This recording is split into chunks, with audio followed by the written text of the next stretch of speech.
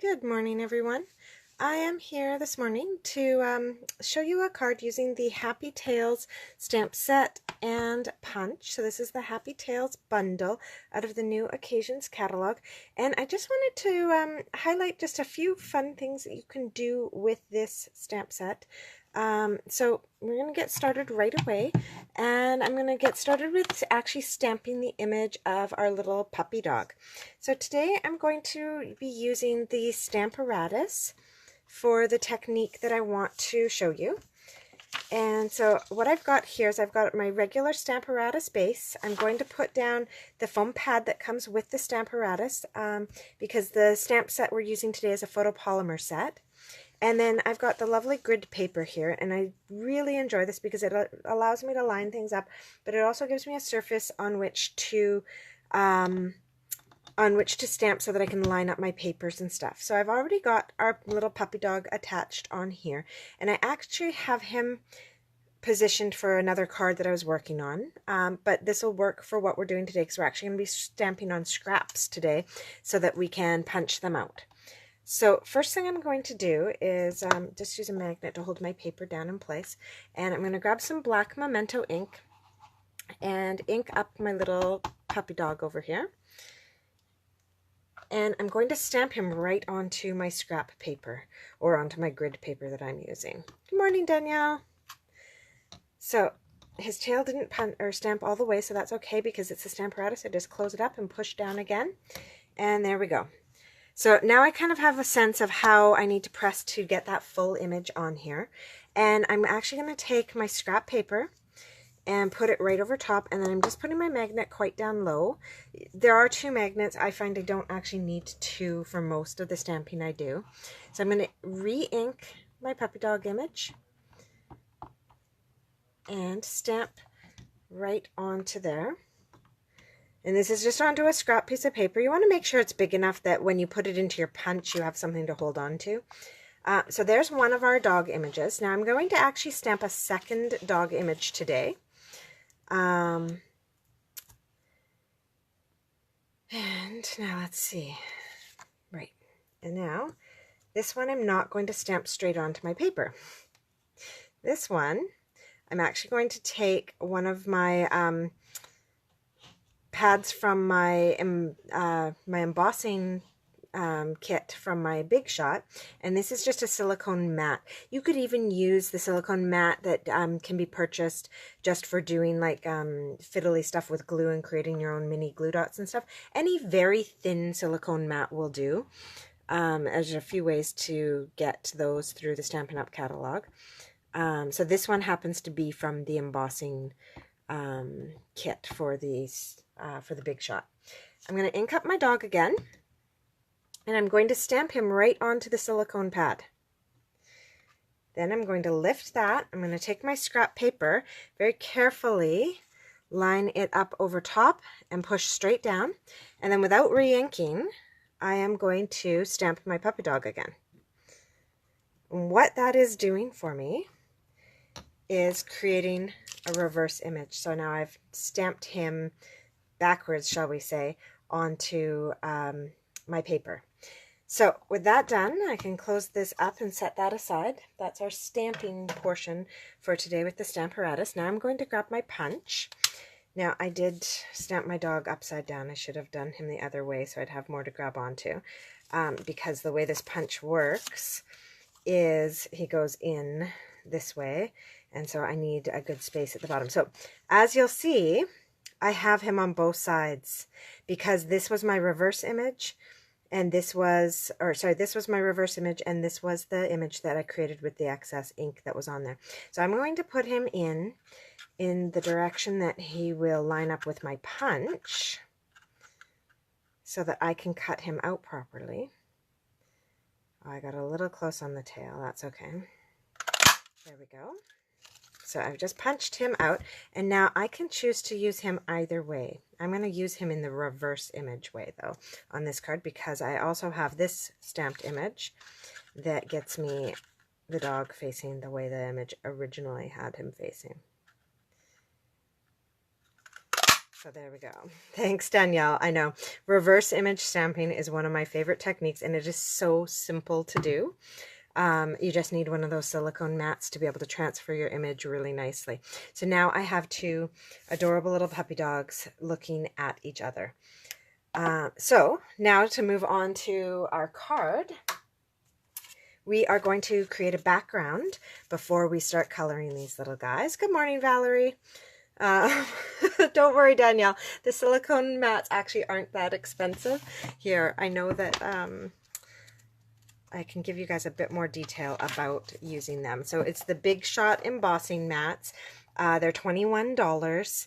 And then you can use these as well by turning your framelits, thinlits, edgelit dies, and all of that into embossing tools instead of just cutting tools. So they really, you know, you'll be able to use it for this reverse cutting, but you'll also be able to use it to turn all of your dies, like your cutting dies, into embossing dies. So it really is an amazing tool. So $21 for the Big Shot embossing mats. And if that's a little out of your price league right now, you can also just grab, let's see where the adhesives are. The other option is, oh, I must have passed it. The catalog is not always my friend. I often don't see things in here. Well, if you can find the adhesives in this catalog, I think I'm on the right track here. There is the, nope, not going to be able to find it right now. Pressure's on. All right. But if you find the adhesives page, there is the silicone mat that you can use for doing some gluing and stuff. And on that page, that silicone mat will work as well. But I liked the dual purpose of having that embossing mat for turning my die cuts into embossers as well. All right. So now I've got a piece of shimmer paper, and I've cut it at, let's see, this is 5 1/4, so I've cut it at 4 1/4 by 3.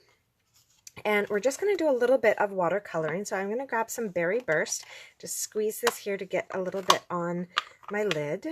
And I've also got the little heart stamp from this Happy Tales bundle. So I've just got that little guy. And what I'm going to do here is just, let's see, where are my doggies going to be? They're going to sit right like that. Okay, so I'm just going to stamp and stamp off. So I've got like the double image here of hearts that are full strength and hearts that are a little less than full strength. I'm going to stamp a bunch of hearts, even kind of where the dogs are, so it's behind them.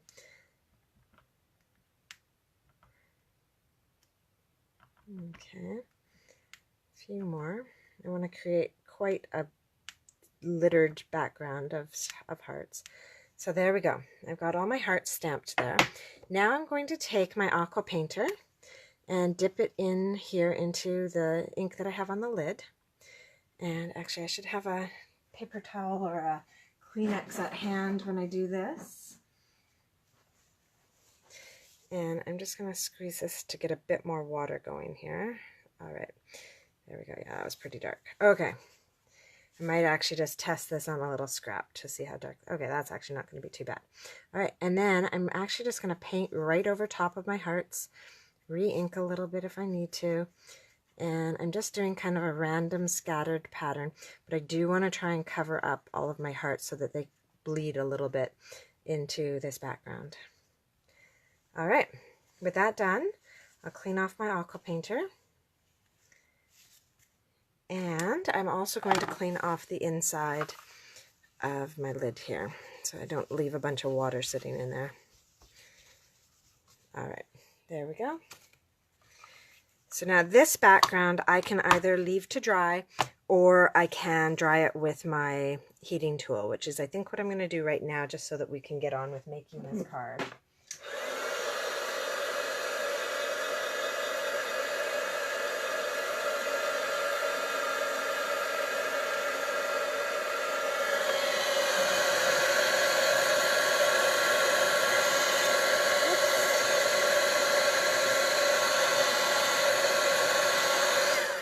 So there we go. One of the reasons I don't love using the heating tool to dry things is it does kind of move the water around if you've got pools, and it changes where some of the water pools. I'm not too concerned about that particular bit because that's going to get covered up with the dog image, so no worries there.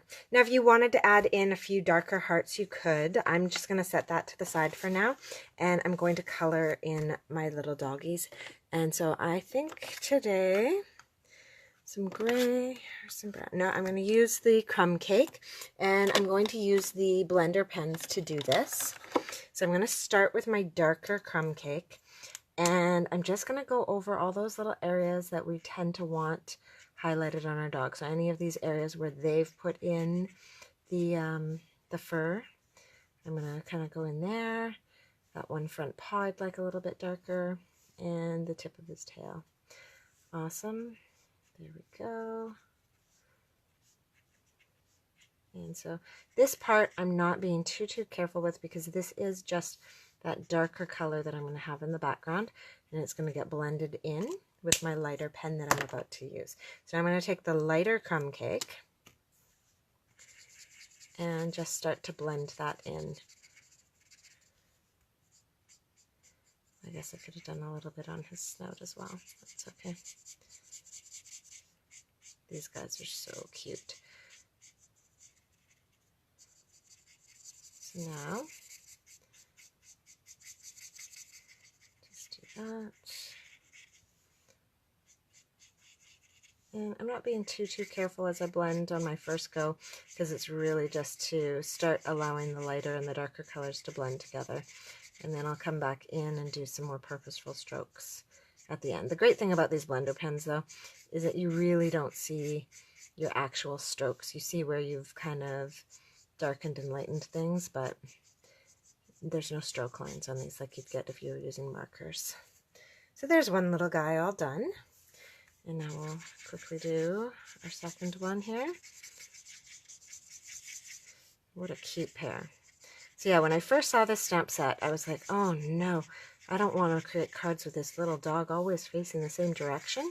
So I remembered the reverse stamping technique, and now I can create cards that have this little guy facing in both directions. You can do this exact same technique, Valerie, with the kitty cat. And so it's kind of nice to be able to switch it up, not always have them staring off in the same direction. Or to have two cats kind of playing together. I've used this technique with birds as well, really nice. All right. And I think that one is done. So now I have two adorable little puppy dogs. And I might actually just give this guy a little bit more personality, give him just a little bit more dark on the bottom and maybe a little patch over his eyes, a little patch on his bum. There is actually a stamp that comes with this that allows you to give this puppy dog Dalmatian spots, or just the little, you know, spot around the eye and a spot around the bum kind of thing. But I just want to do this quickly, so I just hand drew in those spots and kind of blended them in so they're not standing out too much. Oh wow, 15-year-old cats. That's amazing. They're such good companions.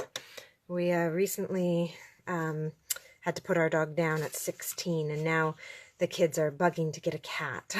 They keep explaining to them that a cat is no less work than a dog, just different kind of work. All right, so now we have this, and we're going to start to put our images together.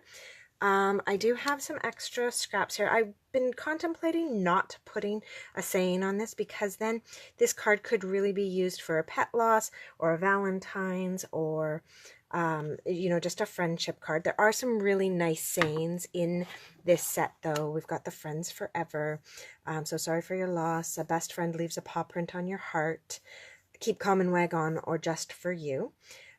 This particular one, I actually think I'm going to go without. I'm just going to finish off the card and leave it as a blank card, and then any of these would be appropriate ones that I can stamp on the inside when the time comes that I need to use this card for somebody.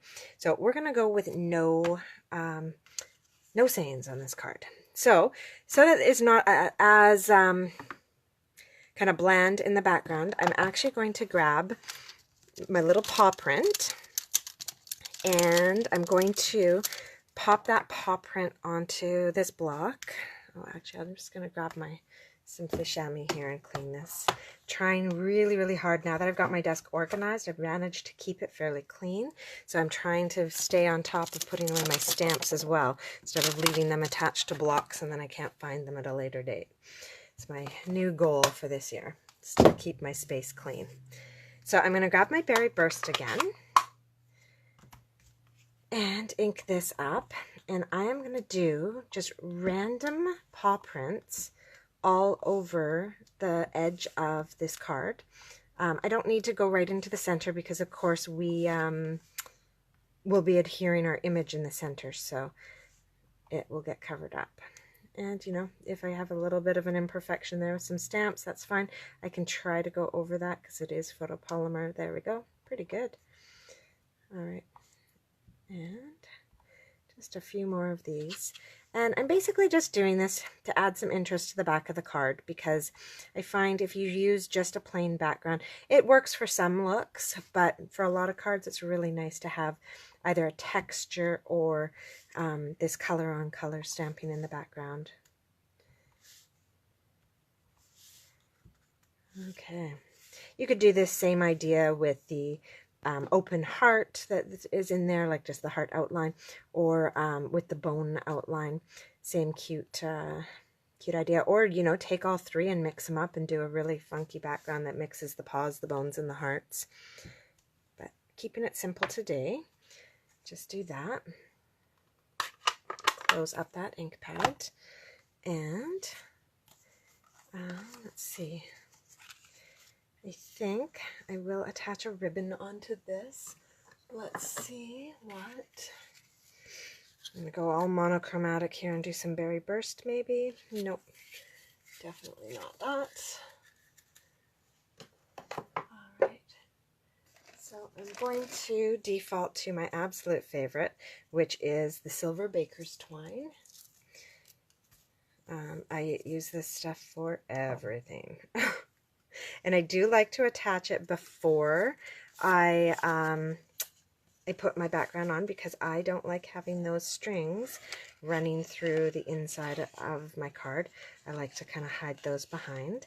So I'm going to do quite a bit here. I want to have it wrapped around a few times. And, oh no, I packed up for getting ready for a class and all my materials are tucked away, ready to go. Pretty limited here. All right, so now that I've wrapped that and got a general sense, I'm just going to unwrap this and get my section out so I can tie a little bow. I think I'm going to do a little bow over on this far side and try not to. I do like to kind of have the card bow a little bit when I'm doing this so that when it lays flat, my strings lay completely flat, but you got to be careful you don't bow it too much and then you end up ripping your edges when you try and flatten it. All right, there we go. Now when I tie these, I do like to put it underneath all three strings so that it kind of pulls them together. I find it helps keep them in place, and I like the effect that it creates on the card. So then I can spread these out to tighten that up and spread those out. There we go. And now to tie my bow.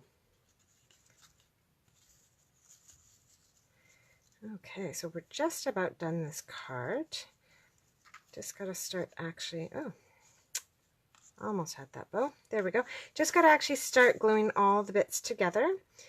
And we'll be done in a moment. There we go. So this is just a quick sample of some of the stuff you can do with the Happy Tales bundle. I actually have a Happy Tales bundle class coming up on, oh, the date just went out of my head. It must be February 18th. It's the Sunday of the Family Day weekend. I have that class going on. And it's a great deal. You can attend the class for free if you purchase this bundle through me, or it's $20 and you'll use the stamp set at my place, make 4 cards, and they're really, really fun little cards that I've created. So there we go. Now I want that to really stick down, so I am going to grab some tear and tape and use that to hold this down. I find that when you do the watercoloring in a quick way like I did today, it just warps a little bit and it doesn't lay flat on the card. So I like to kind of force it to with the tear and tape. If I was doing a bunch of these or had a bit more time, I probably would have taped it down or used my magnets to hold the paper down while I did the watercoloring. And that really helps prevent some of the warping that happens when you watercolor. But doing a quick card today, so no time for that. We'll just compensate with the tear and tape. So you can see I've used quite a bit of it. I tend to when I use tear and tape. If I'm pulling this out, it means I'm serious about sticking this down and keeping it flat. So now we just have to pull all these bits off. There we go. So yeah, this is a great time to stock up on adhesives as well. You know, refilling my tear and tape drawer, refilling my dimensionals. I go through a ton of them, and also my liquid glue. And the best part about it is I get free stuff for doing it. So with all the celebration rewards going on, restocking all of my materials just means that I get to pick some of those beautiful designer papers, or oh, there we go. I'll do it two layers like that. So yeah, I get to pick some of those beautiful designer papers. That organdy ribbon that's in there, although I did hear that it's just gone on to back order, so that's a little unfortunate that we'll have to wait until March to be able to get more of that. So even though I'm sticking that behind the thread that I've used, I am actually going to use dimensionals to pop that one up. And so here we go. I am going to use a mini dimensional on the heads of these guys. And then a regular dimensional down lower, and that should pop them up adequately.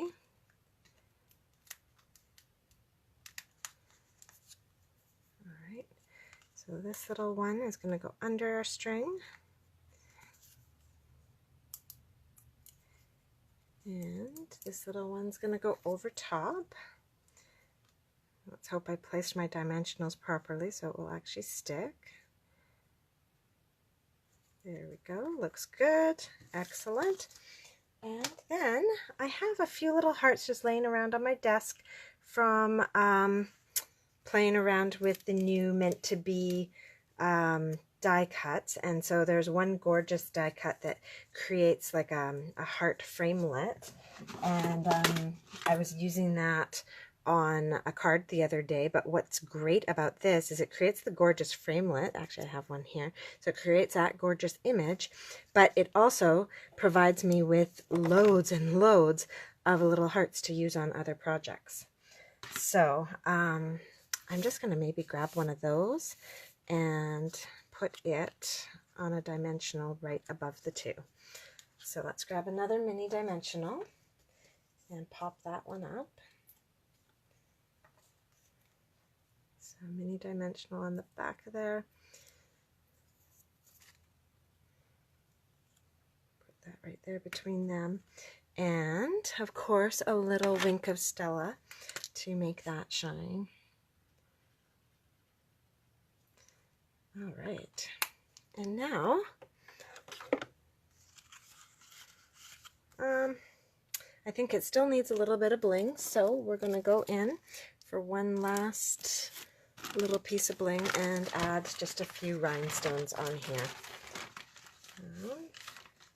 So I'm still using up old stock of rhinestones. I stocked up a few years ago actually, and I'm just about out. I've got just these little ones left that stick together, and then it'll be time to stock up again. There we go. So have that all done, and I'm pretty happy with that.